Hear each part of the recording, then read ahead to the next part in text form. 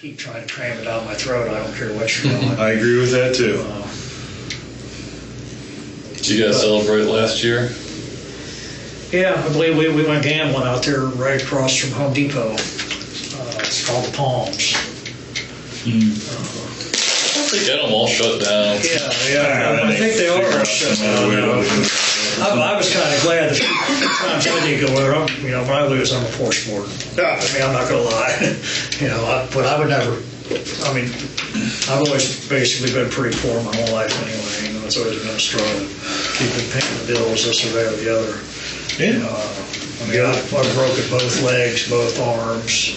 I'm lucky I'm not in a wheelchair from my last accident, falling off a ladder in the house. But I mean, that's why I get disability now.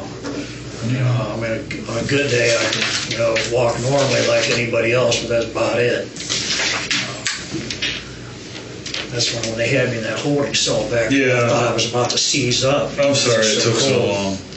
I think you're the only one, so I think they'll take you back as soon as we're done. Because I'm thinking I didn't have anything else in court. I know I didn't do anything else wrong. It's just easier. It's easier for us to get you over here instead of because the patrol guys are so busy. So, I mean, obviously her family's real worried about her and loves her a lot, and I can see that you love her a lot, right? Yeah, absolutely. I mean, well, Dave, I think there's some little piece missing here, bud. That's what I think. And I think you'd feel better if you just told us what it is. I don't know. I mean, I don't know what to say. Well, I think there's a little bit more to the story, Dave, that you're not giving us. There's nothing else I can tell you. I mean, I've told you everything I know. All right, Greg, what do you got?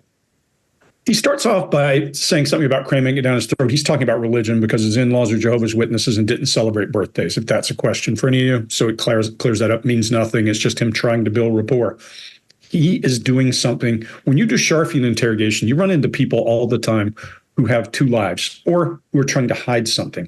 When you do intelligence interrogation, and people often think of intelligence interrogation as like World War II, when you got all these masses of soldiers that you capture, and you have badges and all this kind of stuff, and you know who they are. But intelligence interrogation also plays heavily on unknown perpetrators and that kind of thing, because we round up, chasing your war, especially my war in the first Gulf War, we round up people who are not military as well. We have to figure out who they are, what part they're playing. They're paramilitary, they're insurgents, there are all kinds of stuff going on. So there's a lot of trying to discern, and most people are smart enough to design a second life. Or if they're terrorists, they don't have terrorist costumes. They might work in an ice cream store. They may be a cook, a fry cook. You just don't know. And what they try to do is to come at you with a humanizing side up front. And that pity approach works really well often. This guy was poor. He's broken every bone in his body. Those are both pity approaches. The guy on the left, however, who we'll see becomes kind of lead interrogator, is kind of indifferent. This we usually associate with authority or indifference. When a person's sitting like that listening to your pity story, this guy doesn't read that, or maybe he does and he understands it. And the one on the right is going to start the good cop, bad cop workout. This is one of the best Scharfian interrogations you're ever going to see. We're going to talk about this interrogation longer than it took for them to break this guy. Less than an hour they broke this guy using these tools. And now that other cop's ramping up. Chase, you say this all the time. They do a grand job of separating us and them. They make it about patrolmen, not about him. And then this cop is not really a great actor, the one who is going, "Are you a heartless bastard?" and that kind of stuff. But it doesn't seem to matter to the source. The source is feeling it, and you can see it. I'll just leave it at that. There's a ton of body language. I'll hand that off to one of you, Scott, and let you go from there. But I'm going to talk about interrogation geek on it. Yeah. Okay. Well, speaking of interrogation, this is a different kind of interrogation that I'm used to usually doing. I don't do Scharfian. I do the read technique. And read technique, you do your own. You make your own and make it your own.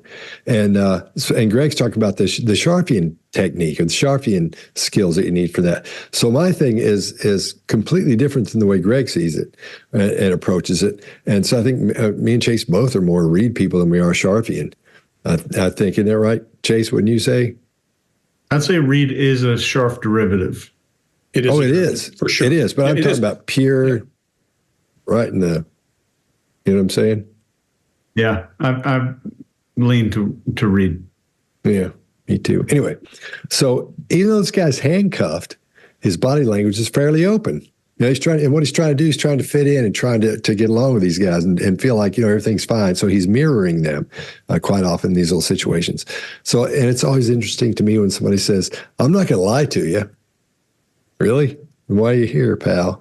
Because he's going to lie high enough. But when they do that, it's not good because it entrenches them in that thing where they have to keep fighting for their ego to show that they're not lying, that they're being honest. They've been being honest the whole time. So then he tries to get sympathy by talking about his health problems.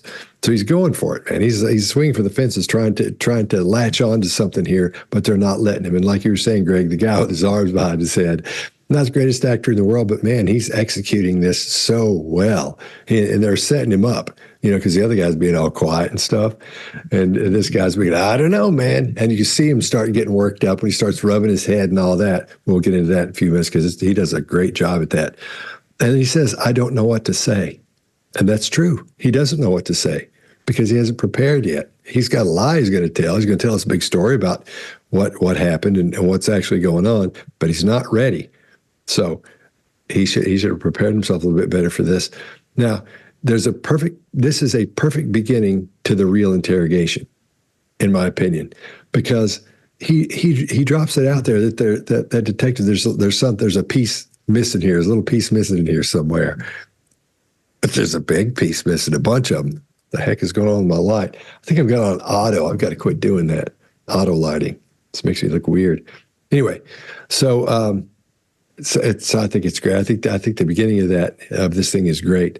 And then as this thing unfolds, you'll see this. Watch that detective on the right because he starts getting more worked up and more worked up. He doesn't in real life. He's already as worked up as he's going to be, but he's trying to show he is. He's acting, but he's doing a good job, even though it's so obvious. But this guy's not catching it. I think he's buying it. I agree with you, Greg. I think he's buying it. Chase, what do you got?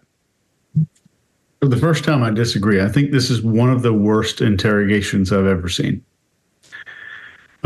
He jumps way too fast to try to get this closed and try to get into a monologue. So I haven't seen the interview yet, but this guy on the left is doing this Chris Watts arms in the air kind of pose, and I think it might be due to nervousness. And I think he might also be using this to show how in charge and how aloof he is. And I think it's a weird, awkward attempt at what we call a dominance display. The detective on the right here is incredibly nervous. You can see that, how rapidly he's jerking his body movements all over the place. And when we feel fear, it speeds our body up. Our blink rate speeds up, our shutter speed, our movement of our body, our heart rate, our attentional movement, which is where we do what's called ventral orientation to like a sound or something in the room. So when the police ask if he still loves her a lot, this is when everything falls apart. So when somebody you don't really love, and most reasonable people would say that they don't really love someone a lot, when somebody defaults to going along with exactly what's offered that would make them seem like a good person, then two things are happening. Number one, they're covering something up. Two, they're also revealing how easy it is going to be to appeal to them, influence them in the interrogation room. So different people are like different locks. There's no such thing as a master key. So you need to understand who you're speaking to. That is one of the biggest, most enormous mistakes you're going to see throughout this entire interrogation. I'm going to point out every single part of it. If you don't do this, you're going to fall on your face. Most people just call this luck. And I think some people know better. And I think the reason that we're going to see what we're going to see in the future videos is what I call a hyper authority response. He's hyper responsive to authority, and he's a very submissive personality in general. You saw him with the police officer, very similar behavior with the interrogators. Mark, what do you got? Yeah, I'm going to agree. These guys, well, so they're not great performers, but if you're, amateur actors, the Village Hall, you can get quite a good result in it. And so we can see, from our view, we can see past them. We can see this is the image of I'm bigger than you thought I was, making yourself vulnerable. It also releases scent from here as well. So the dominant scent that you're producing gets into people's nostrils quicker. You've got the other guy literally crushing the bottle and throwing it down. So that's look how I can crush a bottle. I would say this, if they weren't with somebody who is so passive and responds to that dominance, they maybe wouldn't get the result that they're about to get. That might be a bit of a spoiler, actually. But my view on it would be they're in a good position here, two of them playing dominance, because they have somebody who's going to respond to that with subdominance. What would happen if they had somebody who responded to that with more dominance? What would they do then? Well, we're only going to see the interview that we see. But look, I'm bigger than you thought I was. Those wings coming out, the crotch display, the distribution of scent there, the bottle crushing. We also get, what terrible acting.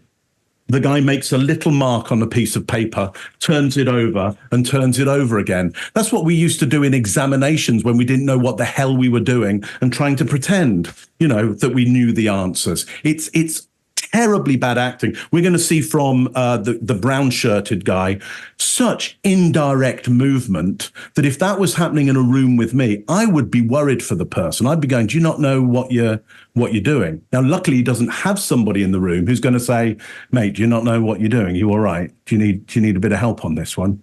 And we're going to see these two call each other out and end up arguing with each other in the end. So look, they're going to get the result that they're going to get. We're going to see them get that result.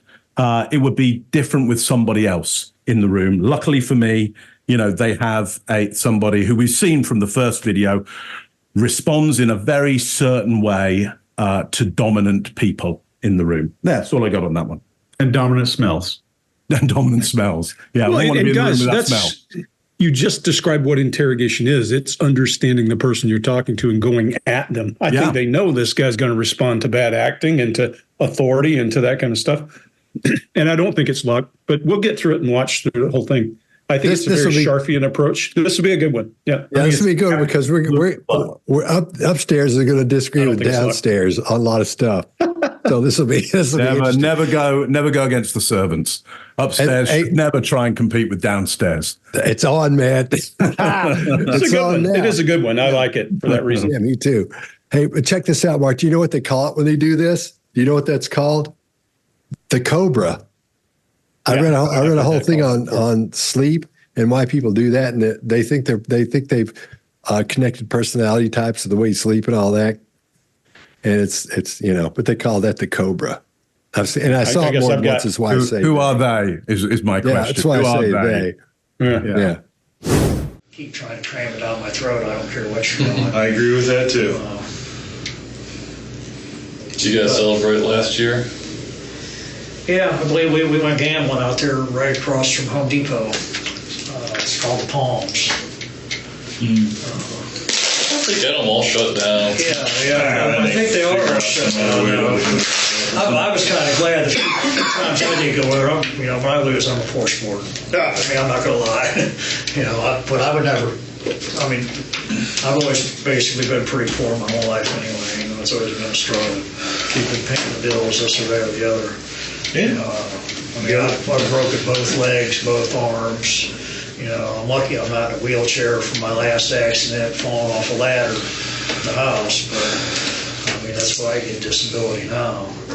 On a good day I can, walk normally like anybody else, but that's about it. That's when they had me in that holding cell back there. I thought I was about to seize up. I'm sorry it took so long. I think you're the only one, so I think they'll take you back as soon as we're done. Because I'm thinking I didn't have anything else in court. I know I didn't do anything else wrong. It's just easier. It's easier for us to get you over here instead of because the patrol guys are so busy. So,